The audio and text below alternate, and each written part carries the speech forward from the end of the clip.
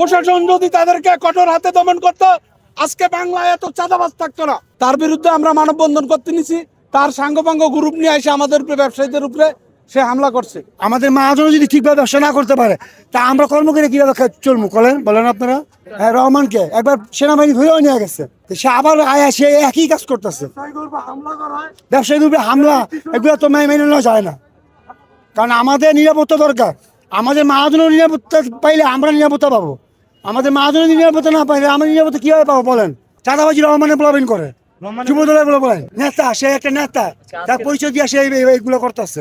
আজকে ঘটনা, আজকে সবাই মিলে উত্তর দিতেছে চাঁদাবাজির বিরুদ্ধে একটা কিছু করবে, আর এর মধ্যে সে তারা হামলা করে আমাদের মার্কেটের লোকগুলো আহত করছে, পিটায়। চাঁদা মনে করেন তারা যেভাবে পারতেছে তারা সেভাবেই দাবি করতেছে। বিশাল মার্কেট, এখানে প্রায় আপনার 50 লক্ষ লোকের বসবাস।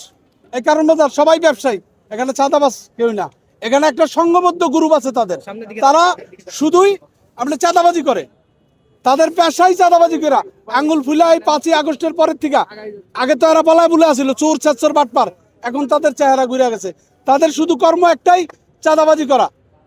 মানুষের থেকে চাঁদাবাজি ছাড়া অন্য কোনো তাদের পথ নেই। আর আমরা, আমাদের এই মার্কেটে একজন চাঁদাবাজ ছিল, তিনি কুখ্যাত চাঁদাবাজ আব্দুর রহমান। এই চাঁদাবাজির কারণে ওনারে বহিষ্কার করা হয়েছে। জাতীয়বাদী দল বিএনপি থেকে ওনাকে বহিষ্কার করা হয়েছে অনেক আগেই। উনি বহিষ্কৃত একজন নেতা, বহিষ্কৃত নেতায় উনি কারণ বাজার বিশাল একটা চাঁদাবাজের একটা গ্রুপ তৈরি করেছে। ওনারা এই গ্রুপ দিয়ে আজকে আমাদের নিরহ ব্যবসায়ীরা যখন মানববন্ধন করতে চাইছিল, তখন তাদের উপরে জোরপূর্বক একটা অকৃষ্ট হামলা চালায়। এখানে বহুত ব্যবসায়ী আহত হয়েছে। এটার কোনো প্রশাসন কোনো প্রতিকার নেয় না। প্রশাসনের নাগের টাকার উপর দিয়া উনি হাইটা চলে বেড়ায়।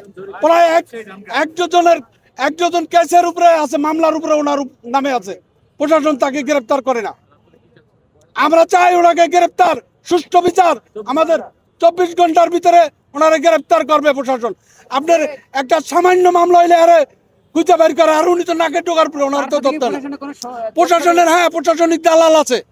দালাল আগেও ছিল, এখনো আছে। প্রশাসনের দালালরা ওনারা কনভেন্স করে চলে। চাঁদাবাজরা বড় নেতা হয়ে যায়।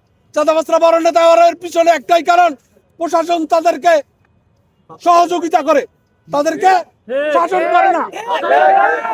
প্রশাসন যদি তাদেরকে কঠোর হাতে দমন করতো, আজকে বাংলায় এত চাঁদাবাজ থাকতো না। এই রহমান জন্ম নিত না, এই রহমান জন্ম নিত না যদি প্রশাসন অ্যাকশন নিত। দল ঠিকই অ্যাকশন নিচ্ছে, বিএনপি অ্যাকশন নিচ্ছে, প্রশাসন অ্যাকশন নেয় নাই।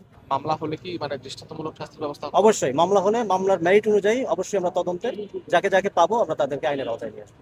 তারা যে অভিযোগ করছে যে পুলিশ নাকি এখানে উপস্থিত ছিল, থাকা অবস্থায় তাদের উপরে হামলা হয়েছে। না, মানববন্ধন যেহেতু হবে, যেহেতু আমরা পুলিশের এখানে উপস্থিত অবশ্যই ছিল, কিন্তু অতর্কিত তারা এক মাস থেকে তারা চলে আসছে, কয়েকজন এসে তাদের সাথে হাতাহাতি জড়িয়েছে, তখন তাৎক্ষণিক পুলিশ এসে পরিস্থিতি নিয়ন্ত্রণে নিয়েছে।